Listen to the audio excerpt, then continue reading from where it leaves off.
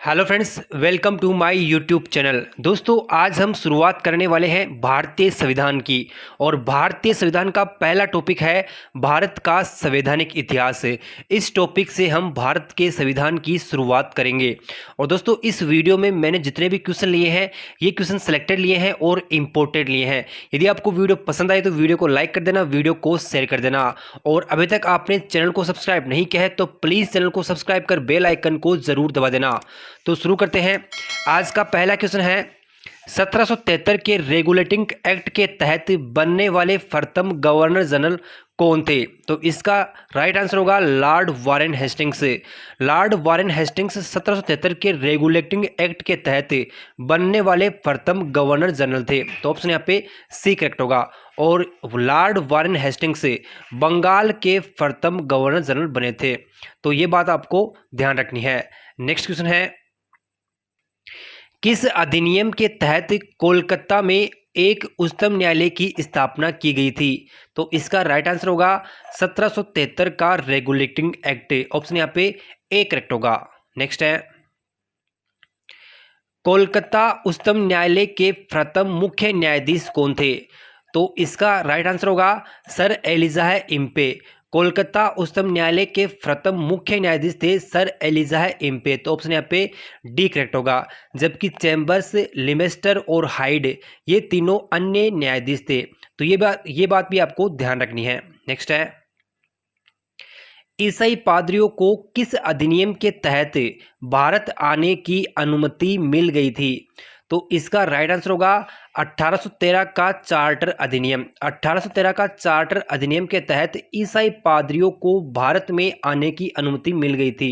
तो ऑप्शन यहाँ पे ए करेक्ट होगा। नेक्स्ट है, किस अधिनियम के द्वारा भारत के गवर्नर जनरल को अध्यादेश जारी करने की शक्ति प्रदान की गई थी? तो वेरी वेरी इंपॉर्टेंट क्वेश्चन है आपके एग्जाम के लिए। तो इसका राइट आंसर होगा भारत परिषद अधिनियम 1861। भारत परिषद अधिनियम 1861 के तहत भारत के गवर्नर जनरल को अध्यादेश जारी करने की शक्ति प्रदान की गई थी। तो ऑप्शन यहाँ पे बी करेक्ट होगा। नेक्स्ट है, रेगुलेटिंग एक्ट कब पारित किया गया था? तो इसका राइट आंसर होगा 1773 ईस्वी में। ऑप्शन यहाँ पे ए करेक्ट होगा। नेक्स्ट है, महारानी विक्टोरिया को भारत की साम्राज्ञी कब नियुक्त किया गया था? तो ये भी आपकी एग्जाम के लिए वेरी इंपॉर्टेंट क्वेश्चन है। तो इसका राइट आंसर होगा 1876 में। ऑप्शन यहाँ पे बी करेक्ट होगा। नेक्स्ट है, बंगाल के गवर्नर जनरल को भारत का गवर्नर जनरल कब कहा जाने लगा? तो इसका राइट आंसर होगा 1833 का चार्टर अधिनियम। इस अधिनियम के तहत बंगाल के गवर्नर जनरल को भारत का गवर्नर जनरल कहा जाने लगा। तो ऑप्शन यहाँ पे सी करेक्ट होगा। नेक्स्ट है, भारत के प्रथम गवर्नर जनरल कौन बने थे? तो इसका राइट आंसर होगा Lord William Bentinck. Lord William Bentinck भारत के प्रथम गवर्नर जनरल बने थे। तो ऑप्शन यहाँ पे ए करेक्ट होगा। नेक्स्ट है, कंपनी के महत्वपूर्ण पदों को प्रतियोगी परीक्षाओं के आधार पर भरने की व्यवस्था कब की गई थी? तो इसका राइट आंसर होगा 1853 का चार्टर अधिनियम। 1853 का चार्टर अधिनियम के तहत कंपनी के महत्वपूर्ण पदों को प्रतियोगी परीक्षाओं के आधार पर भरने की व्यवस्था की गई थी। तो ऑप्शन यहाँ पे सी करेक्ट होगा। नेक्स्ट है, मुगल सम्राट के पद को किस अधिनियम के तहत समाप्त किया गया था? तो ये भी आपकी एग्जाम के लिए वेरी वेरी इंपॉर्टेंट क्वेश्चन है। तो इसका राइट आंसर होगा भारत शासन अधिनियम 1858 के तहत। ऑप्शन यहाँ पे सी करेक्ट होगा। नेक्स्ट है, किस अधिनियम के तहत भारत के राज्य सचिव की नियुक्ति की गई थी? तो इसका भी राइट आंसर होगा भारत शासन अधिनियम 1858 के अधिनियम के तहत। तो ऑप्शन यहाँ पे सी करेक्ट होगा। नेक्स्ट है, भारत के गवर्नर जनरल का नाम बदलकर वायसराय कब किया गया था? तो ये भी आपकी एग्जाम के लिए वेरी इंपॉर्टेंट क्वेश्चन है। तो भारत के गवर्नर जनरल का नाम बदलकर वायसराय किया गया था 1858 का भारत शासन अधिनियम के तहत। तो ऑप्शन यहाँ पे डी करेक्ट होगा। नेक्स्ट है, भारत के अंतिम गवर्नर जनरल और प्रथम वायसराय कौन थे? तो इसका राइट आंसर होगा लॉर्ड कैनिंग। लॉर्ड कैनिंग अंतिम गवर्नर जनरल और प्रथम वायसराय थे। तो ऑप्शन यहाँ पे बी करेक्ट होगा। नेक्स्ट है, मार्ले मिंटो सुधार का उद्देश्य क्या था? तो इसका राइट आंसर होगा पृथक निर्वाचन प्रणाली। और मार्ले मिंटो जो अधिनियम आया था वो कब आया था? तो यह अधिनियम 1909 में आया था। तो इसका राइट आंसर होगा ऑप्शन नंबर ए, पृथक निर्वाचन प्रणाली। नेक्स्ट है, पार्लियामेंट सुधार बिल किस वर्ष में पारित किया गया था? तो इसका राइट आंसर होगा 1909 में। ऑप्शन यहाँ पे बी करेक्ट होगा। नेक्स्ट है, मुसलमानों के लिए अतिरिक्त निर्वाचन मंडल प्रारंभ में किसके द्वारा लाया गया था? तो इसका राइट आंसर होगा पार्लियामेंट सुधार 1909 अधिनियम के तहत। ऑप्शन यहाँ पे बी करेक्ट होगा। नेक्स्ट है, 1909 के इंडियन काउंसिल एक्ट में किस बात की व्यवस्था की गई है? तो इसका राइट आंसर होगा सांप्रदायिक प्रतिनिधित्व। 1909 का जो अधिनियम था उसको पार्लियामेंटो अधिनियम भी कहते हैं। तो इस अधिनियम के तहत सांप्रदायिक प्रतिनिधित्व की बात कही गई थी। तो ऑप्शन यहाँ पे बी करेक्ट होगा। नेक्स्ट है, मॉन्टेग्यू चेम्सफोर्ड सुधार में प्रावधान का सार था। तो इसका राइट आंसर होगा प्रांतों में दोहरा शासन।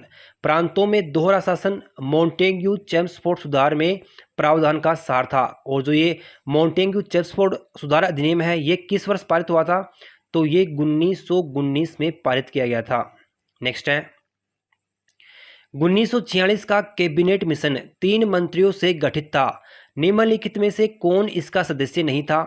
तो इसका राइट आंसर होगा लॉर्ड एमरी।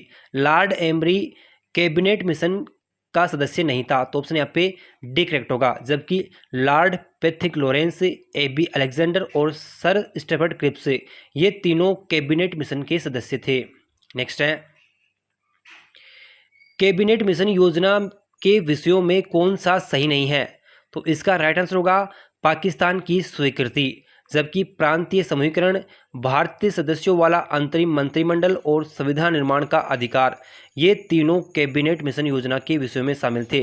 जबकि पाकिस्तान की स्वीकृति कैबिनेट मिशन योजना में शामिल नहीं था। तो ऑप्शन यहाँ पे सी करेक्ट होगा। नेक्स्ट है, भारत का संविधान लागू होने तक स्वतंत्रता के पश्चात इसका शासन किसके अंतर्गत चलाया गया?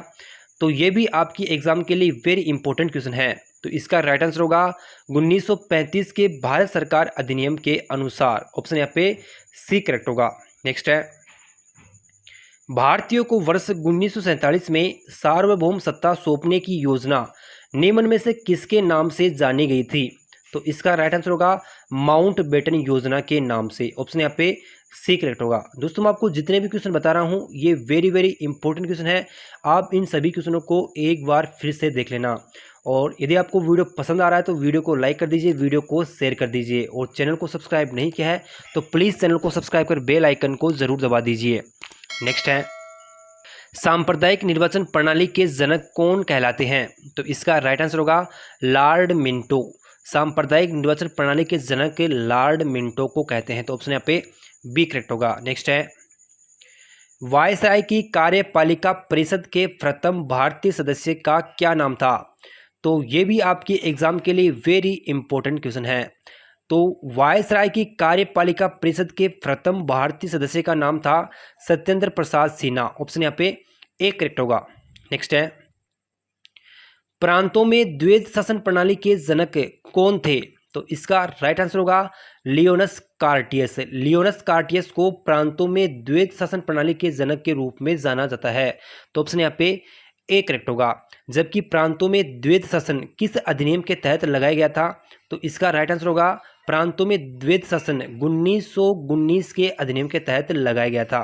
नेक्स्ट है, द्वैध शासन प्रणाली को किस अधिनियम के तहत समाप्त किया गया? तो इसका राइट आंसर होगा भारत सरकार अधिनियम 1935 के तहत द्वैध शासन प्रणाली को समाप्त किया गया था। जबकि लागू कब किया गया था? तो द्वैध शासन प्रणाली मॉन्टेग्यू चेम्सफोर्ड सुधार अधिनियम 1919 में लागू किया गया था और 1935 के भारत सरकार अधिनियम के तहत इसको समाप्त कर दिया गया था। नेक्स्ट है, किस अधिनियम के तहत भारत में एक लोक सेवा आयोग के गठन का प्रावधान किया गया था?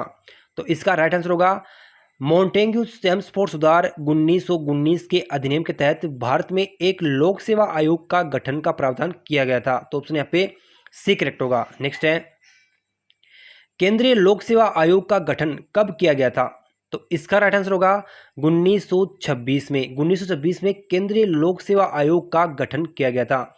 जबकि प्रावधान की बात पूछे तो प्रावधान किया गया था 1919 के अधिनियम के तहत। तो यहाँ पे ऑप्शन ए करेक्ट हो जाएगा। नेक्स्ट है, किस अधिनियम के तहत पहली बार केंद्रीय बजट को राज्यों के बजट से अलग कर दिया गया था? तो इसका भी राइट आंसर होगा मॉन्टेग्यू चेम्सफोर्ड सुधार अधिनियम 1919 के तहत केंद्रीय बजट को राज्यों के बजट से अलग कर दिया गया था। नेक्स्ट है, भारत में पहली बार महिलाओं को वोट देने का अधिकार कब मिला था? तो इसका राइट आंसर होगा 1919 में। जो 1919 का मॉन्टेग्यू चेम्सफोर्ड सुधार अधिनियम है, इसके तहत भारत में पहली बार महिलाओं को वोट देने का अधिकार दिया गया था। तो ऑप्शन यहाँ पे सी करेक्ट होगा। नेक्स्ट है, किस अधिनियम के तहत भारत परिषद का अंत कर दिया गया था? तो इसका भी राइट आंसर होगा भारत सरकार अधिनियम 1935 के तहत। तो ऑप्शन यहाँ पे डी करेक्ट होगा। भारत परिषद का अंत भारत सरकार अधिनियम 1935 के तहत कर दिया गया था। नेक्स्ट है, किस अधिनियम के तहत म्यांमार को भारत से अलग कर दिया गया था? तो इसका भी राइट आंसर होगा भारत सरकार अधिनियम 1935 के तहत। ऑप्शन यहाँ पे डी करेक्ट होगा। नेक्स्ट है, किस अधिनियम के तहत भारतीय रिजर्व बैंक की स्थापना की गई? तो इसका राइट आंसर होगा भारत सरकार अधिनियम 1935 के तहत भारतीय रिजर्व बैंक की स्थापना की गई थी। तो ऑप्शन यहाँ पे डी करेक्ट होगा। अब आपको भारतीय रिजर्व बैंक के बारे में दो बात ध्यान रखनी है। पहली बात तो यह है कि इसकी स्थापना कब की गई थी? तो भारतीय रिजर्व बैंक की स्थापना की गई थी 1 अप्रैल 1935 को, जबकि इसका राष्ट्रीयकरण किया गया था 1 जनवरी 1949 को। तो ये दोनों बातें आपको ध्यान रखनी है। नेक्स्ट है, अखिल भारतीय महासंघ स्थापित करने का प्रावधान शामिल किया गया था। तो इसका भी राइट आंसर होगा भारत सरकार अधिनियम 1935 में। ऑप्शन यहाँ पे ए करेक्ट होगा। नेक्स्ट है, किस अधिनियम की प्रमुख विशेषता प्रांतीय स्वायत्तता थी? तो प्रांतीय स्वायत्तता 1935 के अधिनियम की प्रमुख विशेषता थी। तो ऑप्शन यहाँ पे ए करेक्ट होगा। नेक्स्ट है, किस अधिनियम के तहत पहली बार विधायिका में कुछ निर्वाचित प्रतिनिधित्व की मंजूरी दी गई? तो इसका राइट आंसर होगा 1909 का अधिनियम। और 1909 के अधिनियम को मार्ले मिंटो सुधार अधिनियम के नाम से भी जानते हैं। तो ये बात भी आपको ध्यान रखनी है। नेक्स्ट है, भारत सरकार अधिनियम 1935 द्वारा स्थापित संघ में अवशिष्ट शक्तियां किसे दी गई थी? तो वेरी इंपॉर्टेंट क्वेश्चन है आपकी एग्जाम के लिए।